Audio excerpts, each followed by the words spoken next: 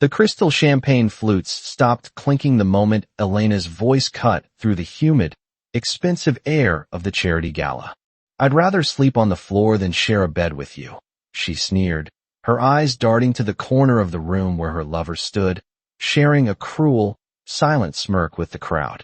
But instead of the shattered look they expected, David simply checked his watch, a cold, terrifying calm settling over his face that signaled the floor wasn't the only cold place she'd be finding herself in tonight. There are secrets that bind a marriage, and then there are secrets that detonate it. If you want to see the fallout, stay with me. The sound of a spoon chiming against a crystal flute was meant to bring the room to order, but in the grand ballroom of the Palmer House Hilton, it sounded like a warning bell. David adjusted his cufflinks.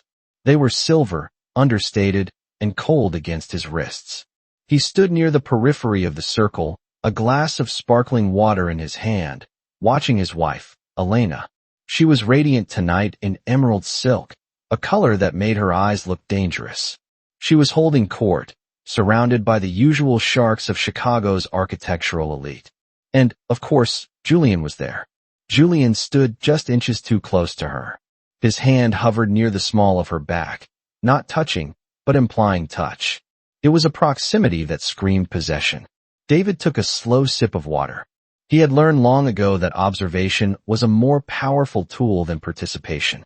The conversation had turned, as it often did after the third round of champagne, to the domestic grievances of the wealthy. Someone made a joke about separate bedrooms being the secret to a long marriage. Separate bedrooms? Elena's voice rose, sharp and brittle, cutting through the ambient jazz. She laughed, but the sound lacked warmth. She turned her gaze toward David. It wasn't a look of affection, it was a challenge, a weaponized stare. "David wouldn't know what to do with a separate bedroom," she said, her voice carrying just enough to silence the immediate group. "He clings."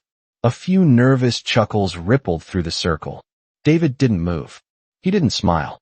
He simply met her gaze with a flat, impenetrable expression. This lack of reaction seemed to goad her further.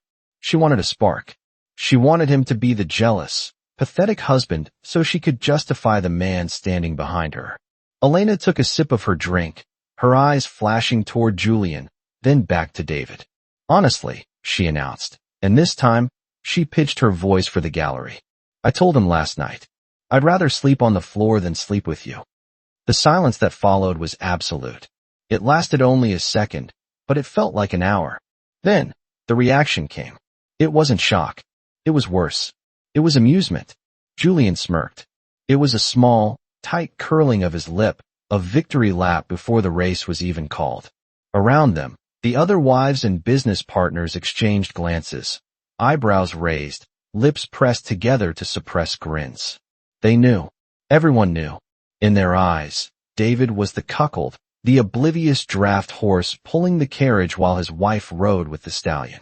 The humiliation hung in the air, heavy and suffocating. David looked at his wife. He saw the flush on her chest, the defiance in her jaw. She was waiting for him to crumble. She was waiting for him to look down at his shoes, to mumble an excuse, to play the part of the defeated man she had convinced herself he was. Instead, David carefully placed his glass on the passing waiter's tray. The movement was precise, steady, no tremor in the hand. He looked at the floor. It was a polished herringbone oak, restored to perfection. He studied it for a moment, as if calculating its load-bearing capacity. Then, he looked up, locking eyes with Elena. "The floor," David repeated, his voice low, calm, devoid of any anger. It was the voice he used when pointing out a structural flaw in a blueprint, clinical, detached. Elena blinked, her smile faltering just a fraction. "What?" "I heard you," David said. He didn't shout. He didn't step forward. He stepped back. "It's good to know where you stand, Elena, or where you'd prefer to lie." He shifted his gaze to Julian. For the first time in years, David looked directly at the man who was destroying his marriage. He didn't glare. He looked at Julian with a strange, pitying intensity, like a man looking at a building that was about to be condemned. The smirk on Julian's face twitched and vanished. "Enjoy the rest of the evening," David said. "I have some arrangements to make." He turned on his heel. He didn't storm out. He walked. He walked with the easy, long stride of a man who suddenly had nowhere to be and no one to answer to. As he moved through the crowd, the whispers started up again, buzzing like flies. Poor David. Did you hear that? How embarrassing. David pushed through the heavy revolving doors and stepped out into the biting Chicago wind. The cold hit his face, sharp and cleansing. He took a deep breath, filling his lungs with the icy air, expelling the stale perfume of the ballroom. He reached into his tuxedo pocket and pulled out his phone. He didn't call a taxi. He unlocked the screen and opened a secure app, a private server linked to his firm's cloud. He scrolled past the project files until he found a folder simply labeled Renovation. He opened it. Inside were not blueprints for a building, but PDF files, bank statements, text message logs, hotel receipts, and a draft of a document titled Asset Liquidation and Revocation of Trust Access. David looked at the screen, the blue light illuminating his face in the darkness of the street. Inside the warmth of the hotel, Elena was likely laughing, clinking glasses with Julian, thinking she had won the power struggle. She thought she had broken him. David tapped the screen. Execute. He put the phone back in his pocket and hailed a cab. He wasn't going home. Not to that home, anyway. Where to, pal? The driver asked, eyeing David in the rearview mirror. David looked out the window at the skyline he had helped build. The Union League Club, David said softly. I need a room for the night. Trouble with the missus? The driver asked, sensing the mood. David closed his eyes, a ghost of a smile finally touching his lips. It wasn't a happy smile. It was the smile of a man who had just dropped a match and was walking away before the explosion. No trouble, David said. Just redecorating.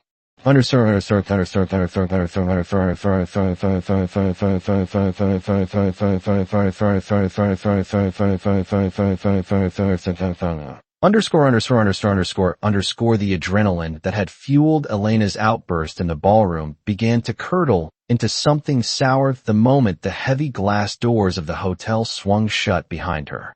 She stood on the sidewalk under the heat lamps, shivering despite her mink wrap.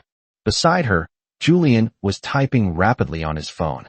The triumphant smirk he had worn inside was gone, replaced by a furrowed brow and the distracted air of a man suddenly calculating risk.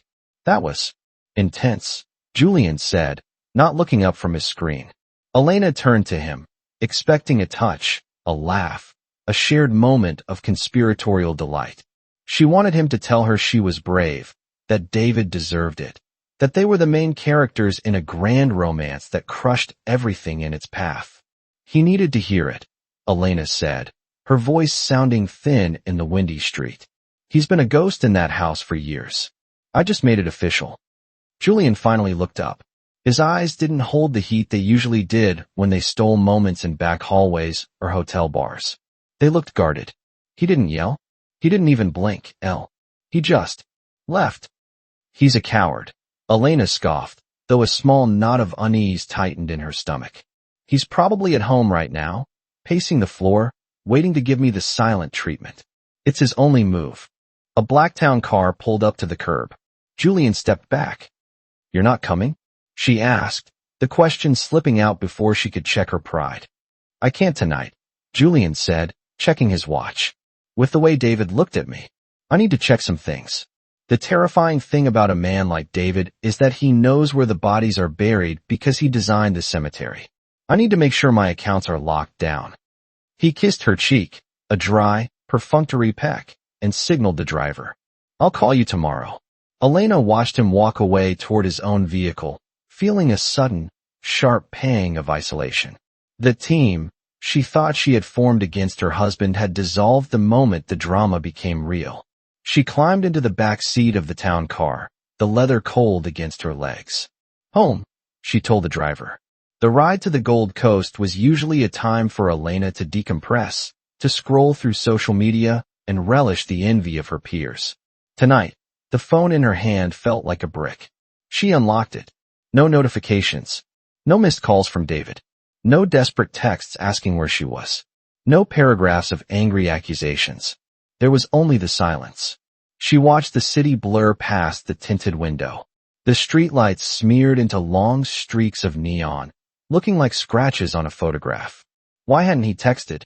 Usually, when they argued, David would retreat, but he would always leave a light on. He would always be there, a stoic presence in the library, waiting for her to acknowledge him. His predictability was her safety net. It allowed her to push him off the ledge, knowing he would catch himself. But tonight, the silence in the car felt heavy. It was a pressurized silence, the kind that builds before a storm breaks. The car pulled up to their building, a steel and glass tower that David's firm had consulted on years ago.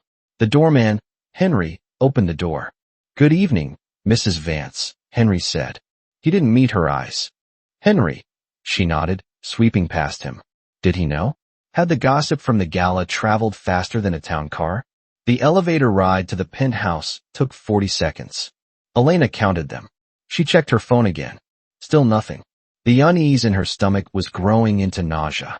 She prepared her opening line. She would walk in, throw her keys on the console, and tell him to stop sulking. She would seize the narrative before he could speak. The elevator door slid open directly into the foyer. "David?" she called out. Her voice echoed off the marble floors. The penthouse was dark. Not the dim, ambient lighting David usually set for the evenings, completely dark. The floor-to-ceiling windows framed the city skyline, casting long, skeletal shadows across the furniture. She walked into the living room, her heels clicking loudly, too loudly. "David, stop being dramatic," she said, reaching for the light switch. The room flooded with light. It was perfect. The cushions were plumped. The surfaces were clean. There was no half-drunk glass of scotch on the table. No jacket thrown over a chair. It was pristine. And it was empty. Elena walked to the bedroom. The bed was made. The duvet pulled tight, smooth as a sheet of ice. She checked the closet. His side was organized, but thinned. His travel bag was gone. The suits he wore for his most important client meetings were missing. She stood in the center of the massive walk-in closet, the smell of cedar and his cologne lingering in the air, but the man himself was erased. She sat down on the edge of the bed she had publicly scorned just 2 hours ago. She looked at the floor. He had listened to her. A vibration in her hand made her jump. She looked at her phone, heart hammering, expecting David's name. It was a notification from the bank. Alert. Joint account ending in 4490. Access freeze initiated by primary holder. Please contact your branch. Elena stared at the screen. The smirk from the gala felt like a lifetime ago. She wasn't sleeping on the floor, but as the heating vents hummed in the empty, cavernous apartment, she realized the floor might have been warmer than this. The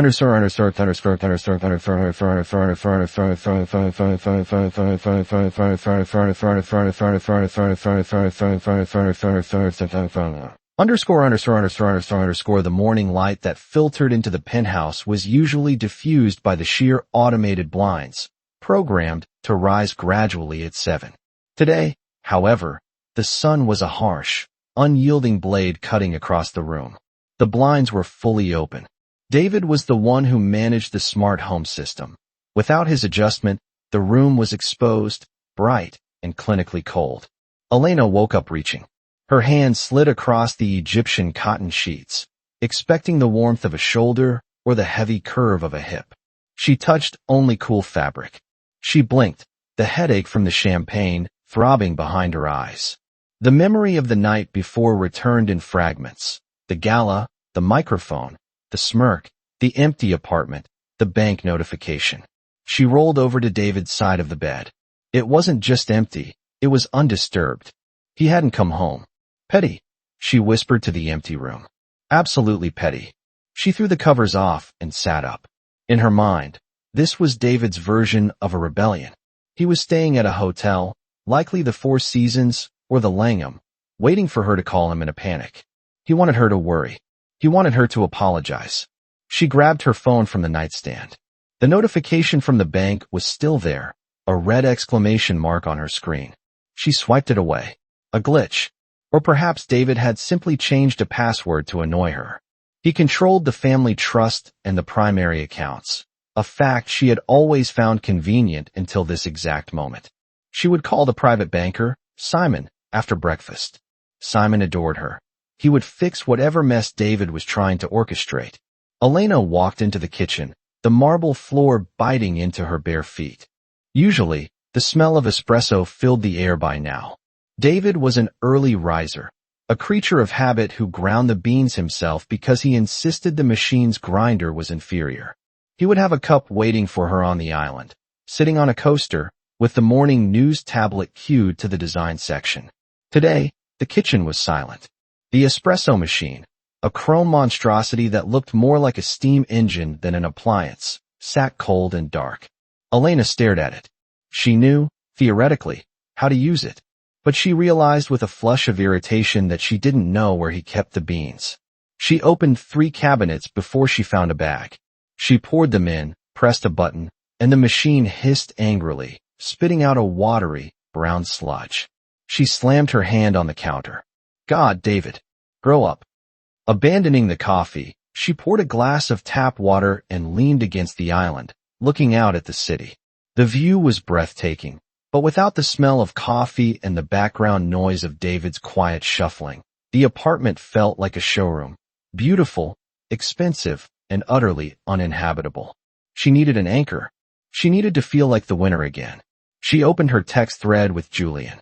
Elena woke up alone. He didn't come home. I think he's hiding out at a hotel, trying to make a point. The silence is deafening. Hope you're recovering from the horror of my truth-telling last night. Winky face. She watched the 3 dots dance on the screen almost immediately. She smiled, anticipating his wit, his validation. Julian, yeah? Listen, Elle.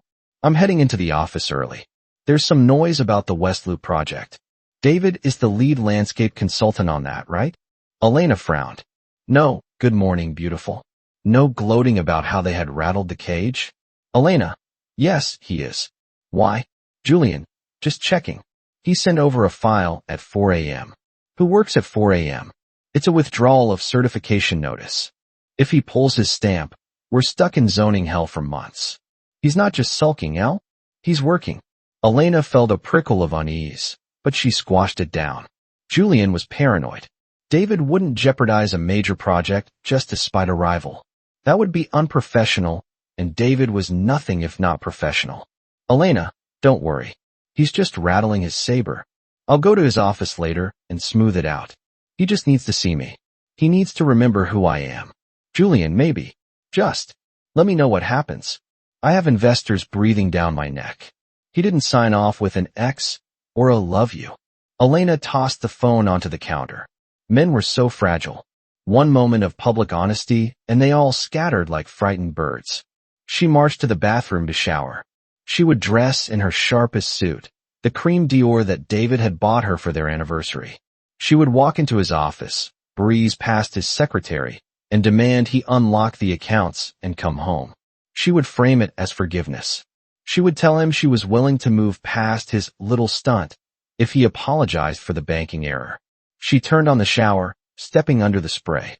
The hot water hit her skin, but it couldn't quite wash away the cold feeling from the bedroom. As she dried off, she noticed something missing from the vanity. David's cologne, the bottle of Santal that usually sat next to her serums, was gone. She opened the medicine cabinet. His razor was gone. His toothbrush was gone. His blood pressure medication gone. Elena stared at the empty shelves. A person didn't pack a toothbrush to make a point. A person packed a toothbrush when they weren't coming back. For the first time, the silence in the penthouse didn't feel like a pause. It felt like an ending. She quickly finished dressing, her hands trembling slightly as she applied her lipstick. She needed to get to his office. She needed to see him, to force him back into the reality where she was the sun and he was the planet that orbited her. She grabbed her purse and headed for the door, pressing the button for the elevator. She checked her phone one last time to call a Uber, since David usually drove her or arranged the car service. The app opened, then froze. A pop-up message appeared on the screen. Payment method declined. Please update your billing information. Elena stared at the screen in the hallway, the elevator dinging softly as it arrived to take her down. She stood there, frozen, realizing that the descent had already begun. The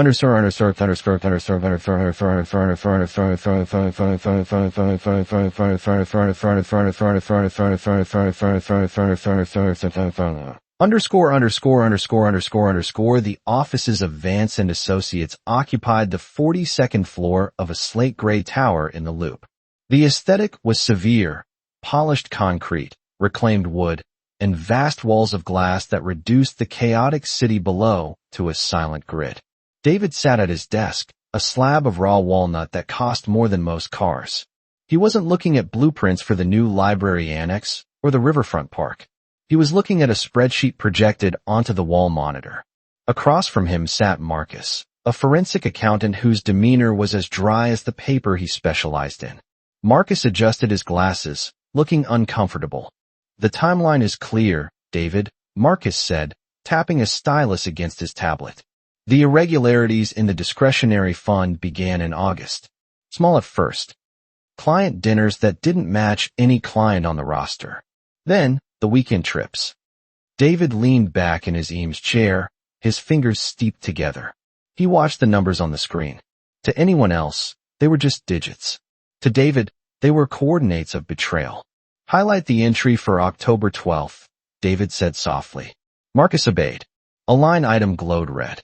The Peninsula Hotel. Room service, champagne, oysters. 11:42 p.m. David remembered that night. Elena had told him she was at a design conference in Milwaukee. She had even texted him a photo of a generic hotel room, likely pulled from Google Images. He had replied, "Sleep well." He had known then. He hadn't screamed. He hadn't thrown his phone against the wall. He had simply opened a new file on his laptop, password protected, and began to log the data. Total misappropriation of marital assets estimated at $45,000 over 6 months, Marcus summarized. And that's just the direct spending. If we factor in the consulting fees you paid to Julian's firm for the West Loop project, fees that we can now prove were inflated, the number triples. "Julian needed the capital," David said, his voice devoid of sympathy. "His firm is leveraged to the hilt. He was using my money to court my wife." "It's a bold strategy," Marcus muttered. "It's a structural failure," David corrected. "He built a load-bearing wall out of papier-mâché. I'm just letting gravity take its course." David reached for the stack of documents Marcus had prepared. These weren't divorce papers. Those would come later. These were immediate stop-loss orders. He signed the first document, revocation of spousal access to the Vance Family Trust. He signed the second, freeze order on joint credit lines, Amex Black, Visa Infinite. He signed the third, notice of withdrawal, landscape certification for West Loop development. The third signature was the one that would hurt the most. It wasn't just money, it was professional credibility. Without David's seal on the environmental impact study, Julian's flagship project would be dead in the water. The investors would pull out. Julian's liquidity would evaporate within days. "You know," Marcus said, sliding the papers into his briefcase, "most men would have just hired a private investigator and had a screaming match in the driveway." "I don't like noise, Marcus," David said, standing up and walking to the window. "Noise is inefficient. Controlled demolition is quiet until the final charge blows." He looked down at the city. Somewhere down there, Elena was waking up to a cold reality. She would be confused right now. Angry. She would think this was a game of emotional chicken. She didn't understand that he wasn't playing a game. He had already left the stadium. The intercom on his desk buzzed. It was his executive assistant, Sarah. "Mr. Vance." Sarah's voice was tentative. "I have a call from." "Well, it's Julian. He sounds frantic. He says there's been a mistake with the zoning permits." David pressed the button. "Take a message, Sarah. Tell him I'm in a meeting regarding asset reallocation. Tell him the project is under review." "Understood." "And Mrs. Vance is online too. She's asking why her Uber app isn't working." David paused. He could hear the faint, high-pitched desperation even through the description. He looked at the paperwork on his desk. The ink was already dry. "Tell her I'm unavailable," David said. "And Sarah? If she comes to the building, security has the new guest list. She's not on it." "She's not on the list, sir? But she's your wife." "Not inside this building," David said. Here, she's just an unauthorized liability. He released the button. The silence returned to the office, heavy and absolute. He sat back down and pulled a fresh set of blueprints toward him. He had a garden to design for the city hospital, a place of healing. He picked up his pen. Life, he decided, would go on. Just not for them.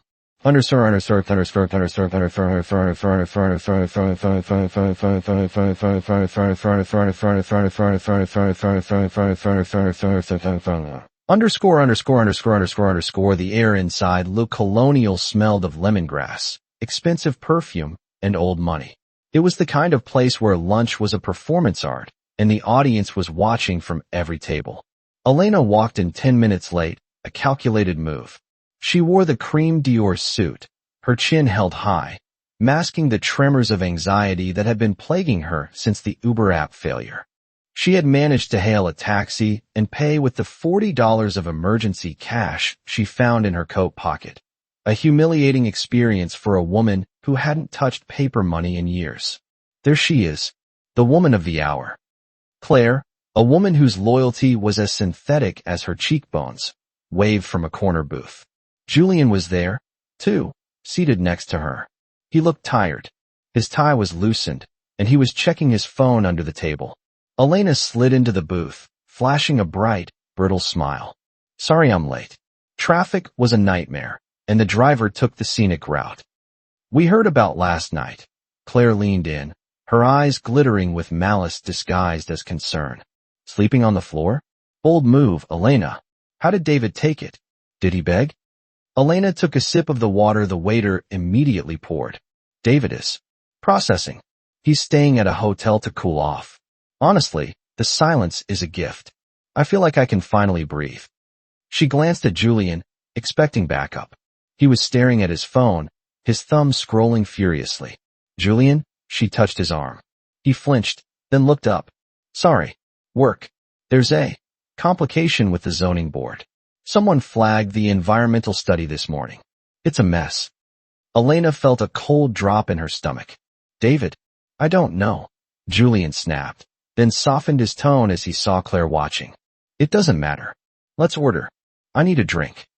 The lunch was an exercise in tension. Elena kept the conversation light, steering it away from her empty apartment and toward upcoming galas and summer plans.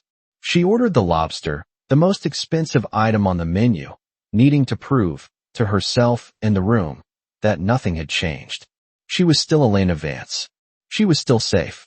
When the check arrived, tucked discreetly into a leather folder, Elena reached for it first. It was a reflex, a habit born of years of wielding David's platinum Amex. I've got it, she announced magnanimously. Celebratory lunch. Julian didn't argue. He looked relieved. Thanks, Elle. She placed the heavy black card on the tray. The waiter, a young man with impeccable posture, took it with a bow and walked away. Elena continued chatting about a potential trip to the Hamptons, but her eyes kept darting toward the waiter station. She saw the waiter swipe the card, then swipe it again. He looked at the machine, frowned, and picked up a phone. The conversation at the table faded into a buzz of white noise in Elena's ears. Please, no, not here. The waiter returned. He didn't bow this time. He leaned down, his voice dropped to a discreet whisper that was somehow louder than a shout. I'm sorry, madam. The card was declined. Claire stopped mid-sentence. The silence at the table was instant and excruciating. That's impossible, Elena said, her voice rising. Try it again. I did, madam. Twice. The code is do not honor. It usually means the account has been frozen by the primary holder. The primary holder. David. Elena felt the blood drain from her face. Every eye in the restaurant felt like a spotlight burning into her skin. She opened her purse, her hands shaking, fumbling for another card. She pulled out her Visa. Try this one. The waiter took it, but the look in his eyes had shifted from deference to pity. He returned 30 seconds later. Also declined. Elena sat there, the leather folders sitting on the white tablecloth like a verdict. She had no cash. Her cards were useless plastic. She was a woman in a $3,000 suit who couldn't buy a salad. Oh, for God's sake, Julian muttered. The embarrassment radiating off him was palpable. He wasn't looking at Elena with sympathy. He was looking at her with annoyance. He pulled out his own wallet and slapped a corporate card on the table. "I'll get it," he said tightly. "Julian, there must be a mistake," Elena stammered, reaching for his hand. "David is doing this to spite me. I'll fix it." "It's fine," Julian said, not looking at her. He signed the receipt quickly, aggressively. "Let's just go." As they stood up, Claire offered a tight, pitying smile. "Don't worry, Elena. Marital spats are so messy involving finances. I'm sure David will calm down." But her tone said otherwise. Her tone said, "You overplayed your hand." They walked out onto the street. The wind was colder now. Julian turned to her, his patience visibly fraying. "I have to get back to the office," he said. "My investors are panicking about the permit hold." "Julian, wait," Elena pleaded. "I can't. My Uber isn't working either. Can you give me a ride?" He looked at her. For the first time, he didn't see the glamorous, forbidden prize. He saw a woman standing on a curb with no money, no car, and a husband who had just cut the strings. He saw a liability. "I'm heading the opposite direction, he lied. She knew he was lying. "Take a cab. Use cash." "I don't have any," she whispered. Julian sighed, a long, heavy exhalation of frustration. He reached into his wallet, pulled out 2 $20 bills, and shoved them into her hand. "Here," he said. "Go home, Elena. Fix this with David. I can't afford this kind of drama right now." He turned and hailed a cab for himself, leaving her standing on the sidewalk, clutching the crumpled bills, watching the man she had destroyed her marriage for drive away without looking back.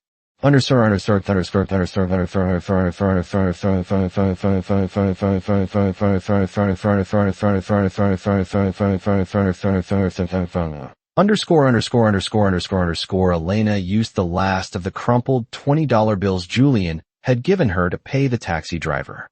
She didn't wait for the change. She stormed into the lobby of her building, her shame rapidly hardening into a diamond-sharp rage. The doorman, Henry, opened his mouth to speak, likely to deliver another message about access protocols, but Elena ignored him, marching straight to the elevators. She had rehearsed her speech in the cab. She would scream. She would throw things. She would make David see that financial abuse was a line he could not cross. He wanted a reaction? She would give him a war. The elevator doors opened, and she stepped into the penthouse foyer. It was not silent this time. There was the distinct, hollow sound of packing tape being ripped from a dispenser.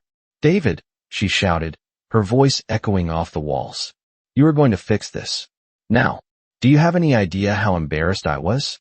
You humiliated me in front of—" She stopped dead in the doorway of the master bedroom. David was there. He was dressed in his charcoal suit, looking as immaculate as if he were about to present a keynote address. But the room around him had changed.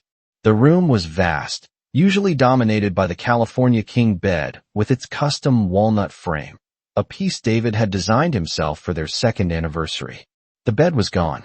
Where the furniture had stood for 8 years, there was now only a rectangular outline of pristine, unbleached carpet, surrounded by the slightly darker shade of the exposed floor. The nightstands were gone. The lamps were gone. The room was a cavernous box of air and dust motes dancing in the afternoon sun. 2 movers in blue uniforms were just maneuvering the mattress out the service door in the hallway. Elena stood frozen, her clutch bag slipping from her fingers and hitting the floor with a dull thud. "What?" She choked on the word. "What did you do?" David turned slowly. He held a clipboard in one hand. He checked a box with a silver pen, then looked at her. His expression was not angry. It was polite. It was the face he wore when dealing with a difficult contractor who hadn't read the specs. "I'm liquidating personal assets," David said calmly. "The bed was a custom commission. It holds significant value. I'm having it moved to the climate-controlled storage unit." "You sold our bed?" Elena shrieked, stepping into the empty space. "Are you insane? Where am I supposed to sleep?" David capped his pen. The clicks sounded like a gunshot in the empty room. "You made your preferences very clear last night, Elena," he said. He walked over to a small, neat pile he had left in the center of the room. It contained a single, standard-issue guest pillow and a folded wool blanket. the kind they kept for emergencies in the trunk of the car. He picked them up. You told the entire city of Chicago that you would rather sleep on the floor than sleep with me, David said, his voice steady, stripped of all emotion. I simply thought I would facilitate that choice. He held the pillow and blanket out to her. Elena stared at the bundle. Her hands were shaking. This is cruel. You're being a child. No, David replied, placing the items gently on the carpet at her feet. A child makes threats they don't mean to get attention. An adult listens to what people say and believes them. He checked his watch. The movers are taking the sofa next. It's an imported Italian leather piece, also in my name. I suggest you find a comfortable spot on the rug before they get to the living room. You can't do this, she whispered, the fight draining out of her as the absurdity of the situation hit. This is my house. Actually, David said, walking past her toward the door, it's a trust asset held by a limited liability corporation, and you've just been served a 30-day notice to vacate. The process server is waiting in the lobby. I told him you were on your way down. He stopped at the doorway, looking back at her standing in the center of the empty room, a small figure in a designer suit next to a pile of cheap bedding. You wanted space, Elena, he said softly. Now you have 4,000 square feet of it. He walked out. Elena heard the front door click shut, engaging the electronic lock. She was alone. She looked down at the floor. The herringbone oak was beautiful, polished, and hard as stone.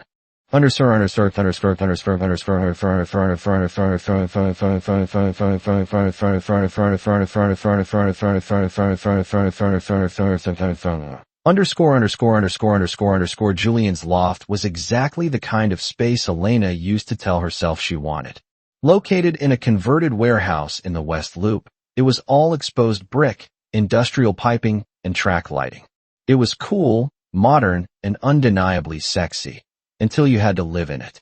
Elena stood in the entryway, her Dior suit now rumpled, clutching the pillow and blanket David had left her. It was a pathetic sight, and she knew it. She had taken a taxi here, billing it to her mother's account, a humiliating fallback she hadn't used since college. Julian, she called out. She found him in the living area, pacing. He wasn't wearing the relaxed cashmere sweater she usually saw him in during their evenings together.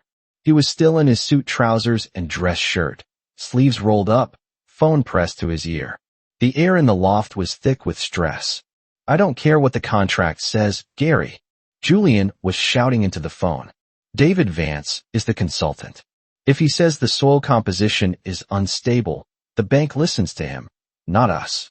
Fix it. He slammed the phone down onto a glass coffee table, the screen cracking slightly from the force. He ran a hand through his hair, his eyes wild. Julian, Elena said softly, stepping forward. David. He took the bed. He kicked me out of the bedroom. I didn't know where else to go. Julian turned to look at her. For a moment, he seemed not to recognize her. The adoration, the hungry look he usually gave her, was entirely absent. Instead, he looked at her like she was a courier delivering bad news. He pulled the certification, Elena, Julian said, ignoring her statement about the bed. At 4 p.m. today, he filed a report citing new environmental concerns regarding the water table. The bank just froze the construction loan. $20 million. Gone. He's doing it to hurt us, Elena said, dropping the pillow on a leather ottoman. He's angry. It proves he still cares. We just have to ride it out. Ride it out. Julian let out a sharp, incredulous laugh. This isn't a storm, Elena. It's a demolition. My firm is leveraged on this project. If that loan doesn't unlock by Monday, I'm insolvent. He walked over to the window, staring out at the dark street. I need to meet with the investors in the morning. I need to convince them that David is acting out of personal malice. That he's an unstable, jealous husband. Exactly. Elena moved to him, placing a hand on his back. I can help. I'll tell them. I'll tell them he's vindictive. Julian stiffened. He turned around, pulling away from her touch. No, he said sharply. You can't be involved. If I show up with you, the wife he's divorcing, it proves his point. It makes it look like I compromised the project for an affair. It validates his narrative. Elena froze. The rejection was physical, a slap in the face. So, What are you saying? I'm saying you can't stay here, Julian said. He didn't look her in the eye. He looked at a spot on the wall over her shoulder. The optics are too dangerous. If the investors find out you're sleeping here the night after the gala, it's suicide for me. But I have nowhere to go, Elena whispered, her voice trembling. My cards are frozen. My home is empty. You said you loved me. You said David was boring and I deserve passion. I do care about you, Julian lied. The lie was clumsy, hasty. But this is business, Elle. David is trying to bankrupt me. I have to prioritize the firm. He walked to the counter and picked up his wallet. He pulled out a credit card, his corporate card, and held it out to her. Here, he said. Go to a hotel. Get a room at the Palmer House. I'll pay for it. Just keep a low profile for a few days, until the heat dies down.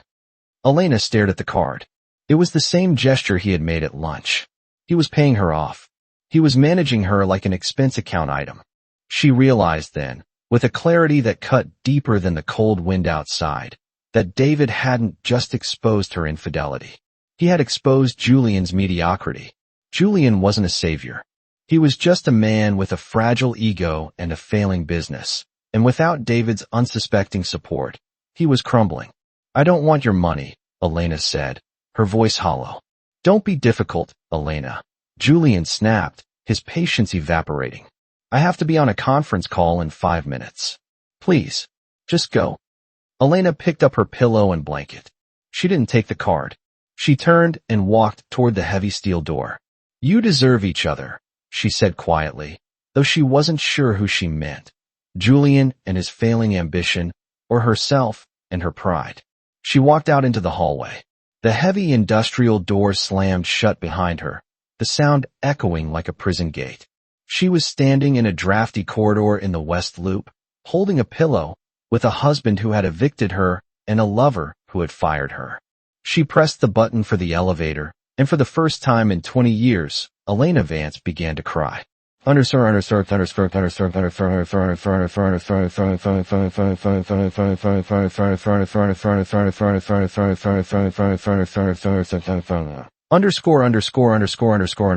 Elena woke up to the smell of dust and floor wax.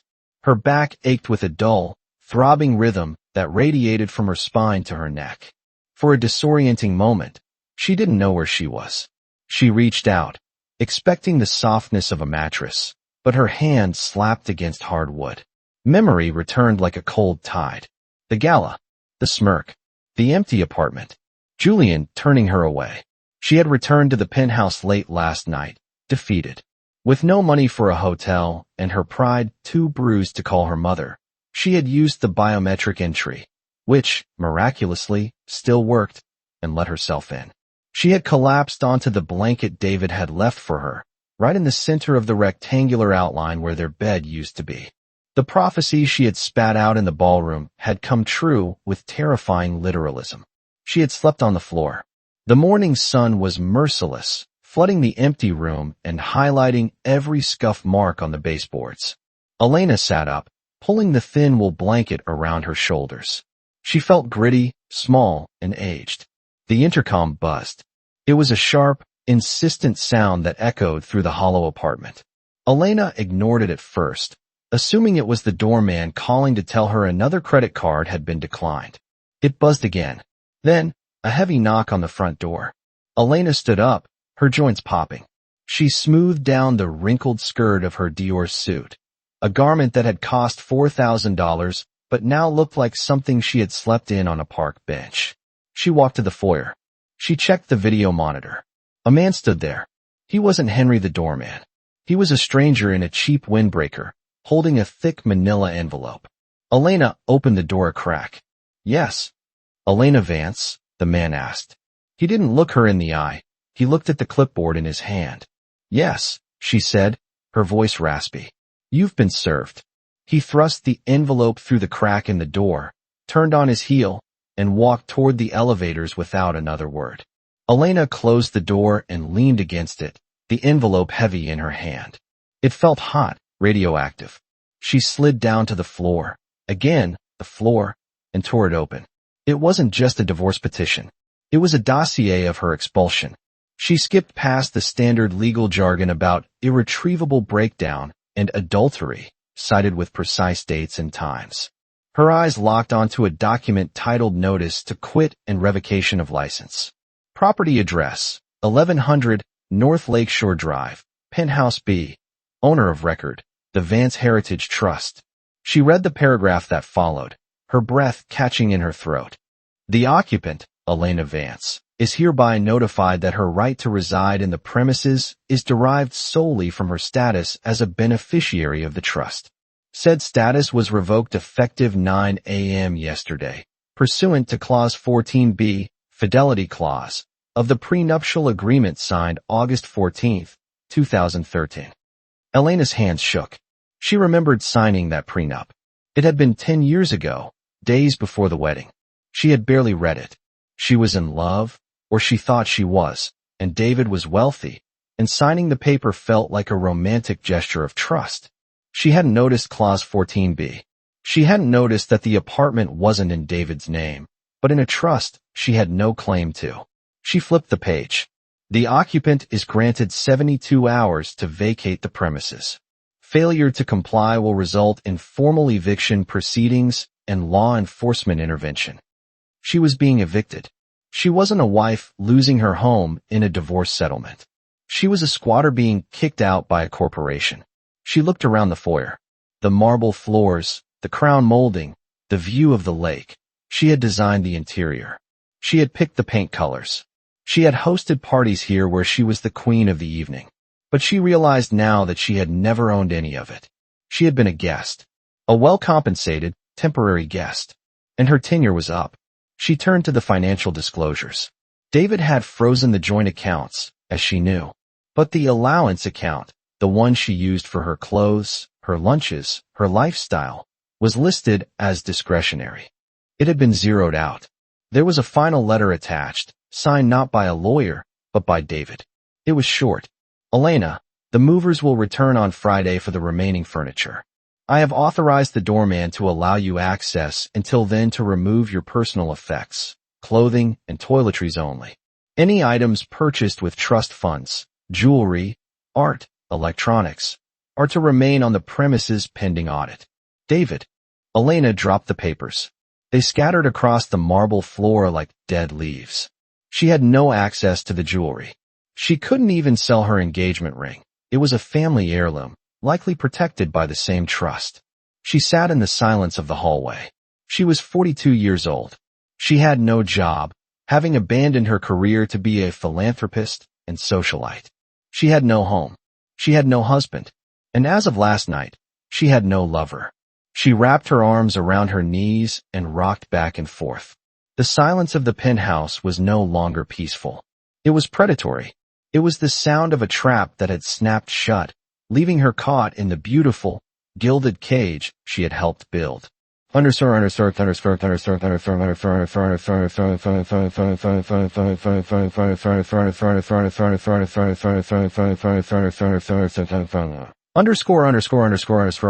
The Arts Club of Chicago was a fortress of limestone and discretion, a place where the city's elite gathered to congratulate themselves on their philanthropy. Elena walked up the floating staircase, her hand gripping the railing tight enough to turn her knuckles white. She had spent the last 24 hours in a fugue state of panic, but she had pulled herself together. She had managed to retrieve a fresh dress from the penthouse before the movers took the wardrobe, a navy sheath that projected authority. She had applied her makeup with surgical precision to hide the shadows under her eyes. Today was the post-gala committee meeting. As the chairwoman, she had to be there. If she showed weakness, if she hid, the rumors would calcify into truth. She had to brazen it out. She had to spin the narrative. David is having a midlife crisis. I'm giving him space. The eviction is just a legal misunderstanding. She reached the private dining room. She could hear the hum of conversation, the polite laughter, the clinking of china. It was the soundtrack of her life. She pushed the doors open. Good afternoon, everyone. So sorry The room went silent. It wasn't the respectful silence of a meeting coming to order. It was the sharp, jagged silence of a conversation that had been abruptly cut off. 12 women sat around the long mahogany table. These were women Elena had vacationed with in Aspen, women whose children's godmothers she had vetted, women who had toasted her just 2 nights ago. Now, they looked at her as if she were a stranger who had walked into the wrong house. Claire, who sat at the head of the table, Elena's seat, didn't stand up. She slowly placed her teacup on its saucer. "Elena," Claire said. Her voice was smooth, cool, and utterly detached. "We didn't expect you today." "I'm the chair, Claire," Elena said, forcing a smile as she walked toward the empty chair. "Of course I'm here. We need to discuss the auction figures." "Actually," Claire interrupted, raising a manicured hand. "We've already discussed them." Elena stopped. She felt the heat rising in her neck. "Excuse me." Tiffany, a woman Elena had once bailed out of a scandalous affair with a tennis pro, looked down at her agenda. "The board held an emergency vote this morning via email, Elena, regarding the chairmanship." "You held a vote without me?" Elena asked, her voice trembling slightly. "We had to," Claire said, her tone taking on a note of pity that was far worse than anger. "David's office contacted the treasurer this morning. The Vance Family Trust has withdrawn its matching grant for the upcoming season. All of it. $300,000. The number hung in the air. He cited misalignment of values. Claire continued, a faint, cruel smile playing on her lips. "Without that funding, the gala is in the red. We've had to scramble to find a new primary sponsor. And frankly, Elena, the new sponsors, they find the current situation a bit messy. Messy. In their world, that was the ultimate slur. You could be cruel, you could be greedy, but you could not be messy." "David is just angry," Elena pleaded, looking around the table for an ally. "He'll calm down. I can talk to him. I can get the money back." "Can you?" Tiffany asked softly. "Word is you can't even get into your own apartment." The smirk returned. It wasn't just on Julian's face anymore. It was on all of them. They knew. They knew about the eviction notice. They knew about the credit cards. They knew Julian had abandoned her to save his own skin. "We think it's best if you step down," Claire said, folding her hands. "Take some time. Sort out your living situation. We've already removed your name from the letterhead. It's better for the organization." Elena looked at them. For years, she thought she led this pack. She thought they respected her taste, her wit, her vision. Now she realized they had only respected the checkbook David handed her. She was just the conduit for his power. Without him, she was nothing but a woman in a navy dress standing in a room she couldn't afford to be in. "You're all vultures," Elena whispered. "We're just practical, darling," Claire replied, picking up her tea. "David is the architect. You were just the decoration.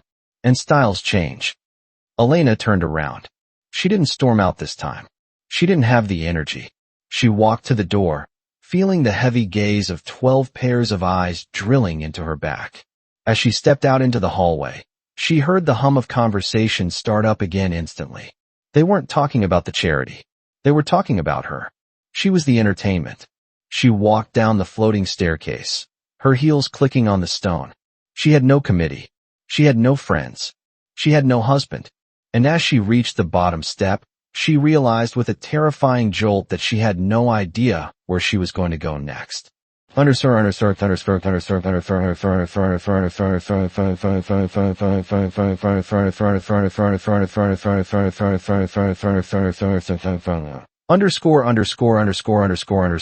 The waiting room of Vance and Associates was a study in intimidation. The walls were clad in slate. The furniture was minimalist leather, and the air was kept at a crisp 68 degrees. Elena sat on the edge of a chair, her hands clasped tightly in her lap to stop them from shaking. She had waited 40 minutes. In the past, she would have breezed past the reception desk, waltzed into David's private office, and demanded he take her for lunch. Today, she had to sign in at security downstairs. She had to wear a visitor badge that felt like a scarlet letter pinned to her chest. Sarah, David's assistant, finally looked up from her monitor. Her expression was pitying but firm. "Mr. Vance will see you now. In conference room B, not his office. A neutral zone." Elena stood up, smoothing the wrinkles in her dress. She had spent the last 2 nights sleeping on a friend's couch. a friend who was rapidly losing patience with her presence. She needed this to work. She needed David to see her, not as the enemy, but as the woman he had married. She walked into the conference room. It was a glass box floating above the city. David was already there, standing by the window, looking out at the skyline. He didn't turn when she entered. "David," she breathed, the sound half sob, half prayer. He turned. He looked rested. That was the first thing that struck her. He didn't look heartbroken or sleepless. He looked clear-eyed and sharp, like a man who had just solved a complex engineering problem. "Elena," he said. He gestured to the chair at the far end of the long table. He remained standing. "Please, David," she began, walking toward him, ignoring the chair. "Don't be like this. I know I hurt you. I know I humiliated you. I was drunk on the attention. Julian, he manipulated me. He made me feel like I was missing out on life. But I see now, he's nothing compared to you." She reached for his hand. David didn't recoil, but he didn't reach back. He simply placed his hands in his pockets. "Julian didn't manipulate you," David said, his voice even. "He just offered you a different reflection.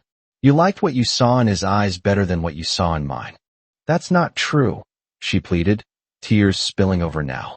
They were real tears, born of terror and regret. "I love you. We have 10 years, David.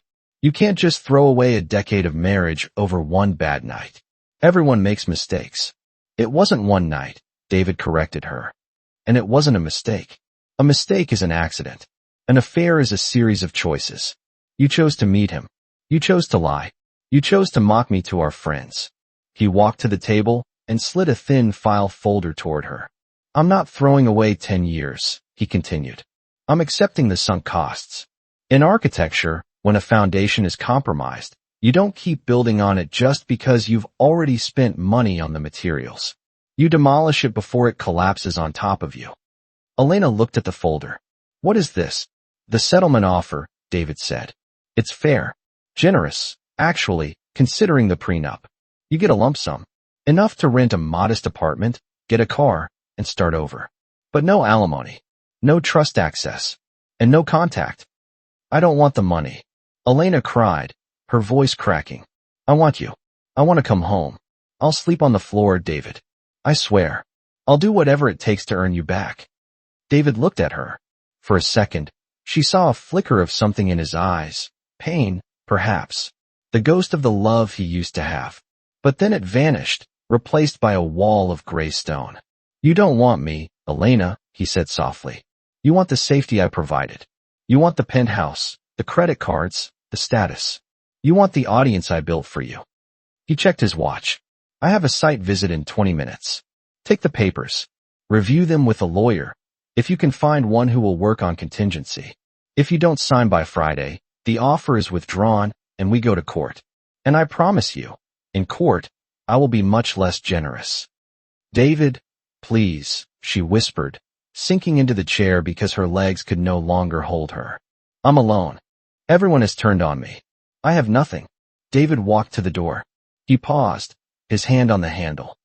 "You have what you asked for," he said, not looking back. "You have your freedom. I suggest you learn how to build something with it." He opened the door and walked out. Elena sat alone in the glass box. The city of Chicago sprawled out beneath her, vast and indifferent. She looked at the file folder. It was thin. 10 years of life, reduced to 12 pages of legal paper. She realized then that the silence David had left her with wasn't a punishment. It was a mirror. And for the first time, she was forced to look at herself without the flattering light he had always shone on her. Underscore.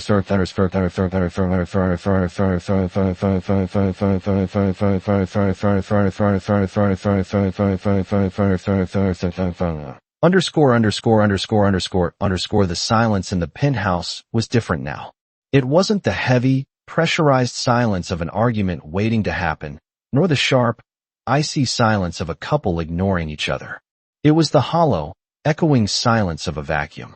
David walked through the rooms one last time. His footsteps on the herringbone oak, the floor Elena had made so famous, were the only sound in the 4,000-square-foot apartment. The movers had been thorough. The art was gone, leaving ghost-like rectangles of cleaner paint on the walls. The custom furniture was in storage or sold. The walk-in closets, once bursting with designer silk and wool, were now just empty white caverns. He stopped in the center of the living room, looking out at the view of Lake Michigan. The water was a steel-gray expanse, churning under the winter wind. For 10 years, this view had been the backdrop of his success. Now, it just looked like weather. He checked his pocket. He had the final set of keys. He walked to the kitchen island. The marble was cold to the touch. He placed the keys on the counter. They made a sharp, final clack. Beside them, he left the signed deed of transfer. He had sold the unit to a young tech CEO who wanted a party pad. The irony wasn't lost on David, but he didn't dwell on it. He wasn't leaving behind a home. He was leaving behind a structure that had failed its stress test. David turned and walked to the elevator. He didn't look back. An architect never looks back at a condemned building once the demolition is approved. He looks for the next site. 5 miles north, in a neighborhood that was respectable but certainly not exclusive, Elena stood in the center of a studio apartment. It was a third-floor walk-up. The floors were laminate, not oak. The view was of a brick alleyway and the back of a Thai restaurant. She held a box of books in her arms, her muscles aching. There was no doorman to carry them. There was no Julian to pay for a mover.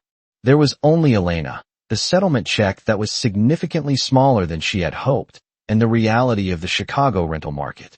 She set the box down on the floor. She sat on it, looking around the small room. It was clean. It was functional. It was hers. She thought about the gala.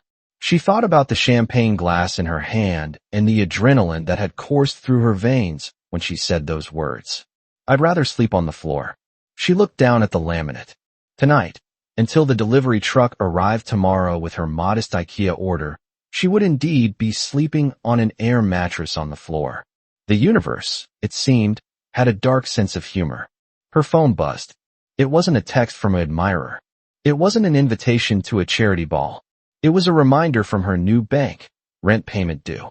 Elena closed her eyes. The tears didn't come. She had cried enough in the lawyer's office. Now, there was only a dry, dusty feeling in her throat. She had wanted drama. She had wanted to be the heroine of a tragic romance. Instead, she had become a cautionary tale whispered about over brunch in the Gold Coast, a story that would be forgotten by next season. She stood up and walked to the single window. She saw a reflection in the glass. A woman, 42, with tired eyes and no makeup, wearing jeans and a sweater. She looked ordinary. For the first time in years, she wasn't Mrs. David Vance, the architect's muse. She was just Elena. And the terror of that realization was slowly, painfully, giving way to the understanding that she had work to do. David stepped out of the lobby of the Lake Shore Drive building for the final time. The cold wind hit him, but it felt bracing, not biting. Henry, the doorman, was holding the door. Taxi, Mr. Vance? Henry asked, his eyes kind. David looked at the line of cabs, then looked down the street. The snow was melting. The gray slush was giving way to wet pavement. He saw the first buds of green on the trees lining the park. No, Henry, David said, buttoning his coat. I think I'll walk. Very good, sir. Will we be seeing you again? David smiled. It was a genuine smile, one that reached his eyes, relaxing the lines of tension that had been etched there for months. No, Henry, I don't think so. He adjusted his scarf and stepped onto the sidewalk. He had a meeting with a new client in the West Loop, a library project, a public space, something designed to last. David Vance started walking. He walked past the high-rises, past the luxury boutiques, and turned the corner, disappearing into the rhythm of the city, a man who had dismantled his ruins and was already, quietly, beginning to build again.